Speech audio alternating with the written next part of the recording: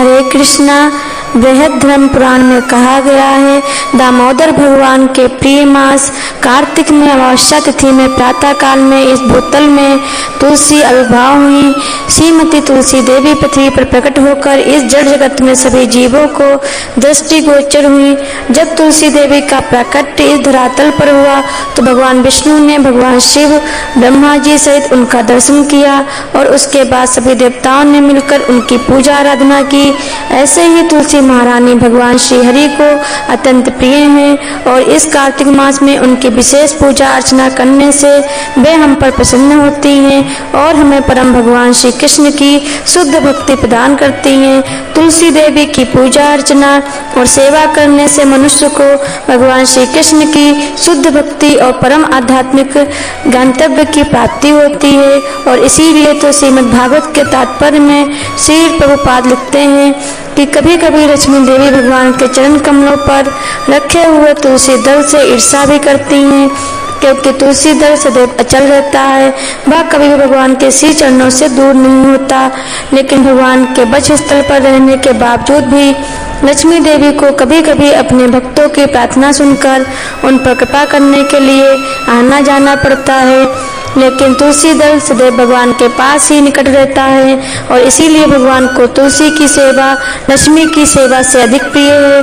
तो ऐसी ही परम पावनी और भक्ति प्रदान करने वाली तुलसी देवी की विशेष कृपा प्राप्त करने के लिए और उनका गुणगान गाने के लिए प्रत्येक वर्ष कार्तिक मास में हम तुलसी विवाह का उत्सव मनाते हैं।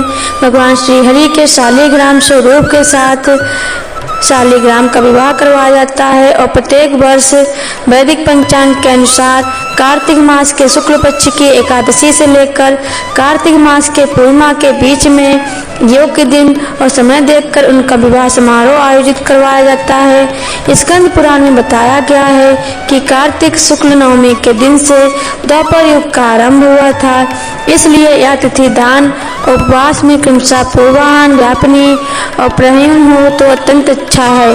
और इसी तिथि पर यानी नवमी से एकादशी तक मनुष्य शास्त्रोक्त विधि से तुलसी देवी का पूजन और उत्सव करे तो उसे कन्यादान का फल मिलता है। पूर्व समय में कनक की पुत्री किशोरी ने एकादशी तिथि की संध्या के समय में तुलसी देवी की वैवाहिक विधि संपन्न की थी और इसी कारण से यह किशोरी वैधव्य के दोष से भी मुक्त हो गई थी। नारद पंचरात्र में वशिष्ठ ऋषि कहते हैं कि सबसे पहले मनुष्य को अपने घर में या फिर जंगल में तुलसी के पौधे को उगाना चाहिए और जब वह 3 साल का हो जाए तो उसके बाद ही तुलसी देवी का विवाह करवाना चाहिए। इसका अर्थ है कि अगर अभी अभी आपने तुलसी का पौधा लगाया है तो उसका विवाह आप इस वर्ष नहीं करवा सकते, उसके लिए आपको 3 वर्ष प्रतीक्षा करनी पड़ेगी। तो आप जिस समय विवाह करवाना चाहते हैं तो यह जानना भी अत्यंत आवश्यक है कि कौन से समय पर विवाह करवाना चाहिए।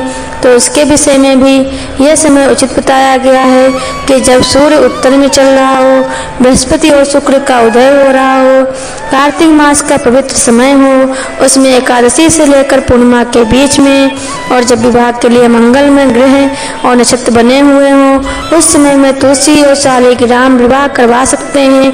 तो इन सभी शास्त्रों के आधार पर अब हम समझ सकते हैं कि इस वर्ष कार्तिक मास के शुक्ल पक्ष की एकादशी तिथि आ रही है 12 नवंबर मंगलवार के दिन और द्वादशी तिथि भी उसी दिन संध्या में 4:04 से प्रारंभ हो जाएगी। इसलिए सामान्य रूप से द्वादशी के दिन संध्या के समय में तुलसी विवाह करवाया जाता है।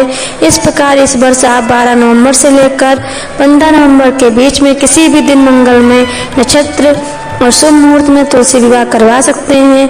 हालांकि इस बार एकादशी तिथि के दिन ही संध्या के समय में द्वादशी तिथि का आरंभ हो जा रहा है, इसलिए कुछ स्थानों पर 12 नवंबर को ही संध्या के समय में तुलसी विवाह करने की सलाह दी गई है।